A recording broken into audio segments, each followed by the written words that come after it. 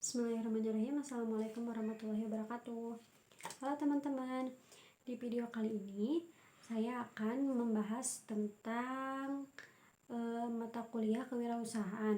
Nah, di mana di sini materi yang akan saya bahas tentang memahami etika bisnis dan tanggung jawab sosial dalam bisnis.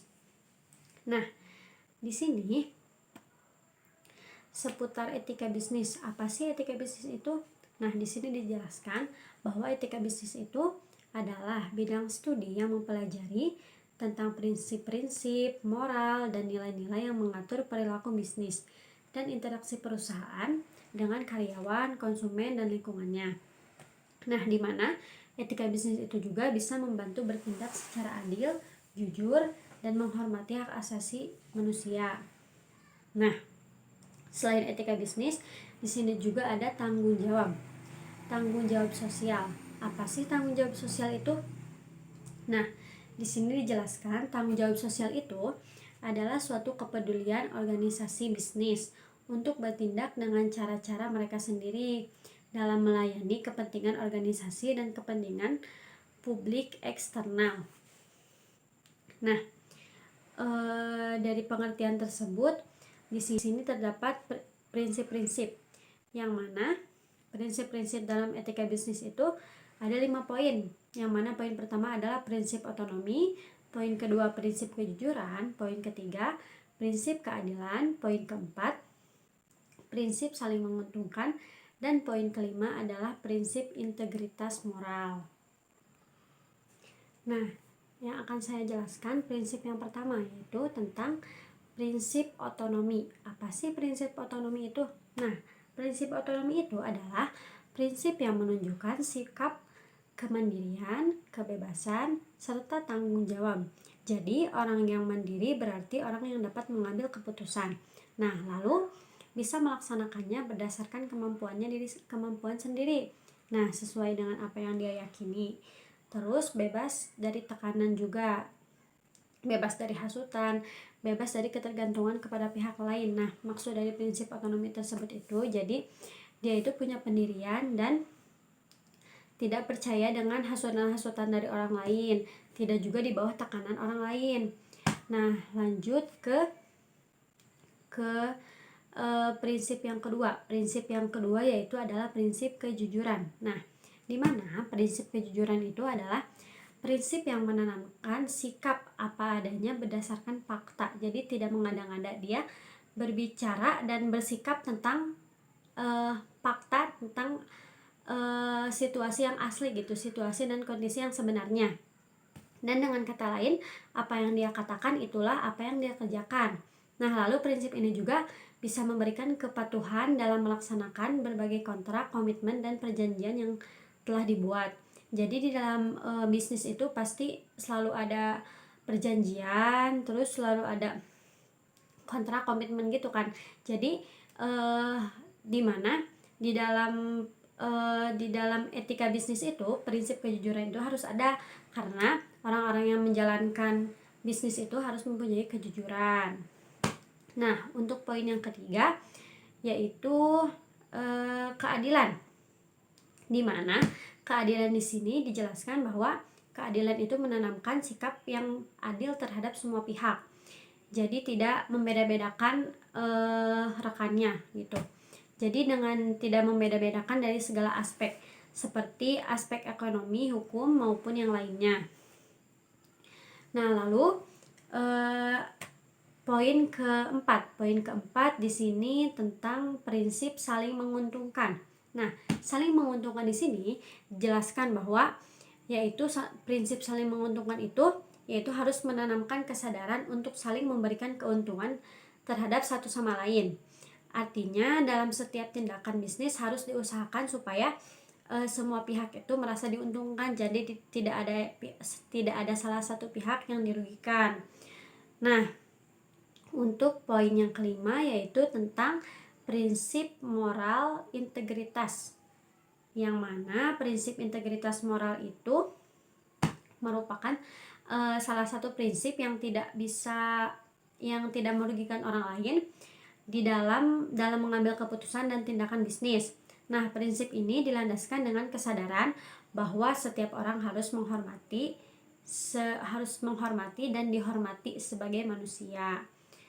Nah, untuk selanjutnya, selain prinsip juga di sini dijelaskan tentang tanggung jawab sosial dalam bisnis. Apa aja sih tanggung jawab sosial dalam bisnis? Nah, yang pertama di sini ada pelaku bisnis, yaitu pelaku bisnis itu hendak memperhatikan kepentingan kepentingan masyarakat. Nah, yang kedua yaitu barang yang dijual merupakan kebutuhan masyarakat. Nah, jadi maksudnya barang yang dijual itu harus dibutuhkan oleh masyarakat. Kenapa? Karena jika kita menjual barang yang tidak dibutuhkan masyarakat, otomatis barang itu tidak akan keluar banyak gitu, tidak akan cepat habis atau tidak akan cepat lakunya gitu, karena kurang dibutuhkan di masyarakat. Nah, poin yang ketiga itu sebagian keuntungan digunakan untuk kepentingan masyarakat juga. Nah, jadi kita juga jika dalam membuka usaha bisnis itu tidak untuk keuntungan kita sendiri, tetapi dengan adanya mereka berkontribusi dengan kita, bertukar barter, mereka membeli barang dengan kita, kita mendapat uang dari mereka, mereka juga mendapat keuntungan dari kita. Nah, untuk poin yang selanjutnya yaitu bisnis yang barokah. Bisnis yang barokah itu jika usaha satu keuntungannya satu, jika usaha satu keuntungan dua, maka wajib disedekahkan yang satunya. Jadi saling menguntungkan itu sama gitu ya. Nah,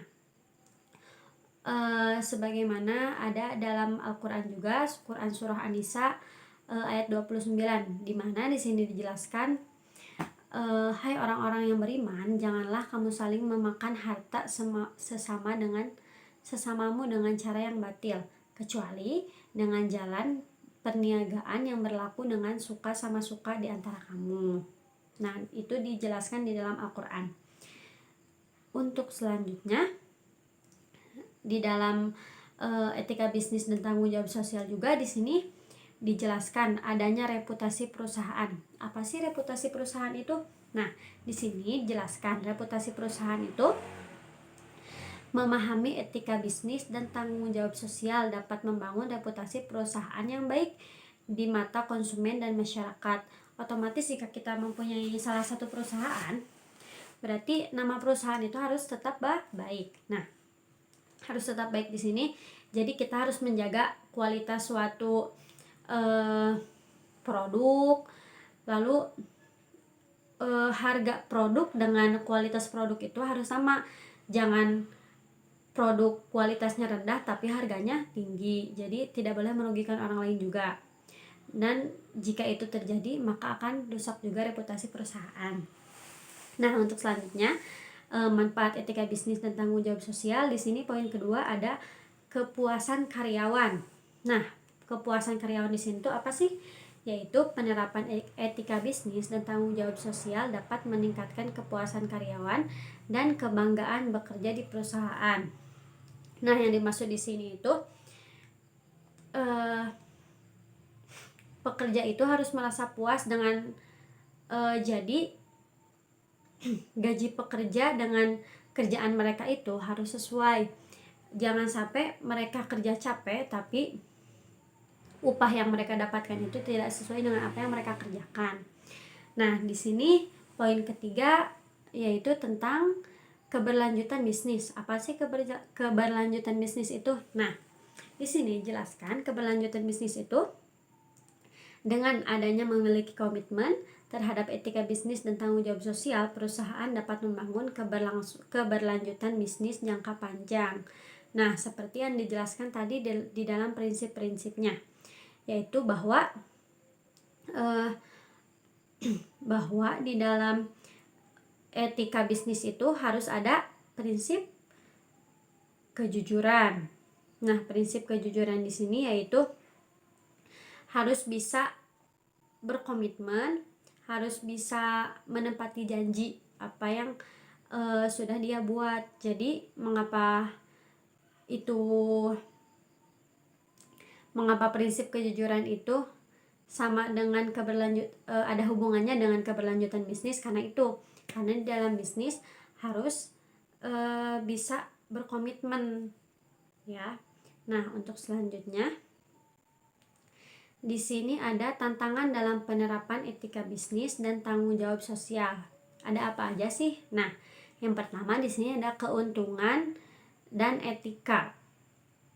Nah, keuntungan dan etika itu apa? Yaitu terdapat ketegangan antara mencapai keuntungan bisnis dan mematuhi prinsip etika bisnis. Jadi harus balance, harus sama. Kita ingin mencapai keuntungan bisnis nih, tapi prinsip-prinsip etika bisnisnya juga harus terpenuhi, harus sama gitu.